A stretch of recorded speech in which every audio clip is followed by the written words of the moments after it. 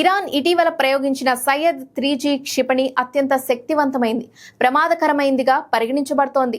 ఇటీవల హార్ముజ్ జలసంధిలో జరిగిన smart control నావికా దళ విన్యాసాల సందర్భంగా దీన్ని తొలిసారిగా విజయవంతంగా పరీక్షించబడింది. ఈ క్షిపణి సుమారు 150 కిలోమీటర్ల పరిధిలోని లక్ష్యాలను ఛేదించగలదు. ఇది మ్యాక్ 5.5 వేగంతో ప్రయాణిస్తోంది. అంటే ఇది హైపర్సోనిక్ వేగానికి చేరువలో ఉంటుంది. యుద్ధ విమానాలు, అత్యాధునిక డ్రోన్లు, మెరైన్ పెట్రోలింగ్ విమానాలు, క్రూయిజ్ క్షిపణులను కూడా ఇది సమర్థవంతంగా అడ్డుకోగలదు. ఈ క్షిపణిని ఓడల నుంచి నిలువుగా ప్రయోగించవచ్చు. దీనివల్ల ప్రయోగించే ముందు ఓడను తిప్పాల్సిన అవసరం లేకుండా 360 డిగ్రీల కోణంలో ఎటువైపు నుంచైనా వచ్చే ముప్పును అడ్డుకోవచ్చు. ఇది సముద్రంపై సుమారు 150 కిలోమీటర్ల మేర ఐరన్ డోమ్ వంటి రక్షణ కవచాన్ని ఏర్పరుస్తుందని ఇరాన్ పేర్కొంది. దీన్ని ముఖ్యంగా షాహిద్ సులేమానీ క్లాస్ యుద్ధ నౌకలపై మోహరించనున్నారు.